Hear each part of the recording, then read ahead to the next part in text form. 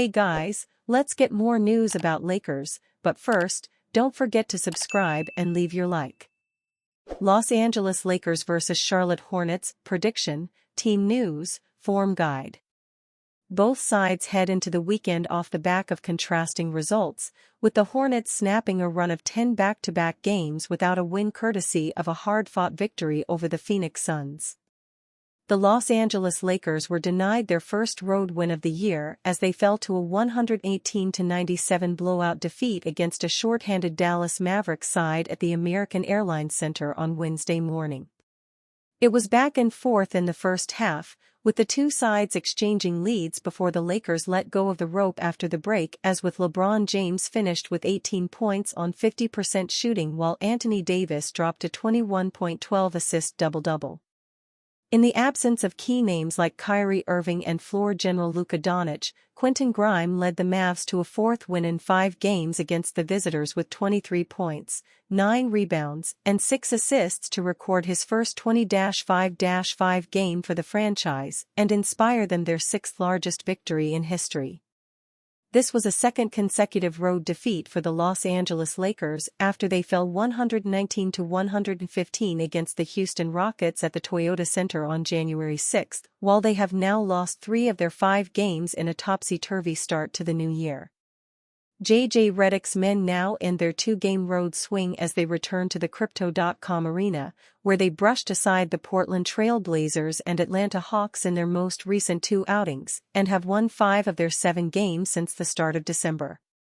The Los Angeles Lakers are now 20-16 from their 36 games this season and sit 6th in the Western Conference standings, level with rivals and next-door neighbors Los Angeles Lakers, who sit in 7th place with an identical record. On the other hand, the Charlotte Hornets finally stopped the rot on Wednesday morning when they rolled past the Phoenix Suns 115-104 when the two sides squared off at the Spectrum Center. A slow start saw the Hornets go 6 of 27 from the field in the first quarter as they looked on course for yet another disappointing defeat, but offensive leader LaMelo Ball and Miles Bridges inspired a second-quarter comeback as Charlotte held firm to see out the win. Devin Booker and Kevin Durant combined for 65 points for the Suns, but Bridges dropped 21 points on 47% shooting while Ball tallied 32 points and 10 rebounds to record his 7th double-double of the campaign as the Hornets snapped their 7-game losing streak against Phoenix. Prior to that, Charles Lee's men were on a run of 10 back-to-back defeats, failing to cross the 100-point mark in 4 of those games, and had managed just 1 win in their previous 19 outings since November 24. Hornets, who currently sit 13th in the Eastern Conference standings with a 8-27 record, now go up against an opposing side whom they have suffered defeat against in each of their last 4 clashes, stretching back to a 134-130 win in December 2022. "We had to get back on track," Mavs Grimes says after outclassing Lakers. Los Angeles, Quentin Grimes was the unlikely hero for Dallas on Tuesday as the injury-hit Mavericks outclassed LeBron James and the Los Angeles Lakers 118-97 to snap a 5-game NBA losing streak. Grimes came off the bench to score 23 points and grab 9 rebounds, drilling 6 of the Mavericks' 18 three-pointers. Dallas, last season's Western Conference champions, had gone 1-5 since losing Luka Doncic to a calf strain on Christmas Day. Still without the Slovenian star, they announced on Monday that Kyrie Irving would be sidelined for some time with a lower back sprain. Down by as many as 6 in the second quarter, the Mavs closed the first half on an 11-0 scoring run to take a 55-50 lead and never trailed in the second half. Anthony Davis scored 21 points and pulled down 12 rebounds for the Lakers, and James added 18 points, 10 boards, and 8 assists.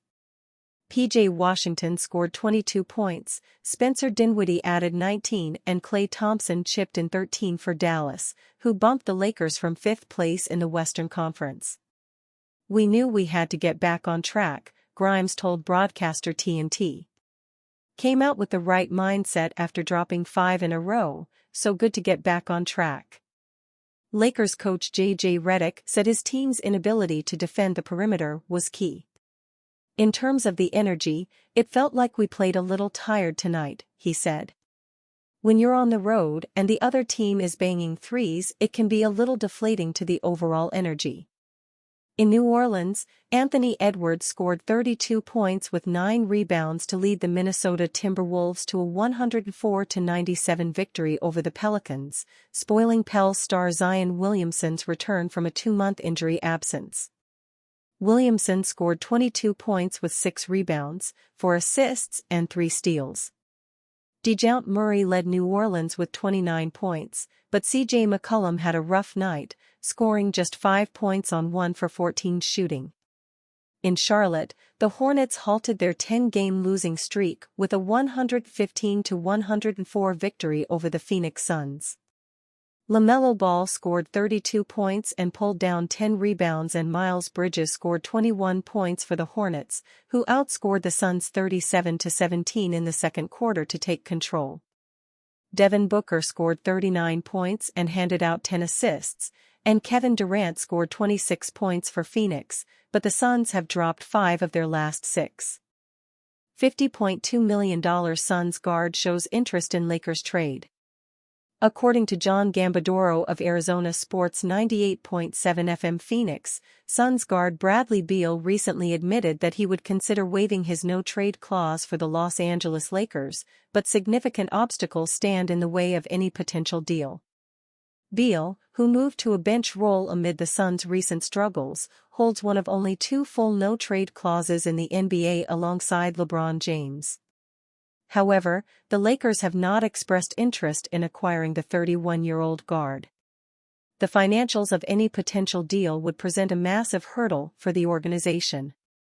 With both teams operating above the first salary cap apron, Beal's $50.2 million salary would require perfect matching in any trade scenario. Making matters worse, his contract escalates to $53.6 million next season, with a $57.1 million player option for 2026-27. The only viable path would be a 3-team deal, said one Eastern Conference executive speaking on condition of anonymity. The salary matching requirements make a direct trade nearly impossible. Although Beal's production has declined in Phoenix, averaging 17.8 points, 3.7 rebounds, and 3.1 assists across 23 games while shooting 48% from the field and 39% from three-point range, he's still an explosive player with veteran experience. That said, it's unlikely that the terms of a deal would provide enough positive benefits for the Lakers to make it worthwhile. Any Beal transaction before the February deadline would require navigating not only his no-trade clause but also one of the NBA's most challenging contracts to move. And you, fan? What do you think of the situation of Bradley Beal? Leave your opinion in the comments.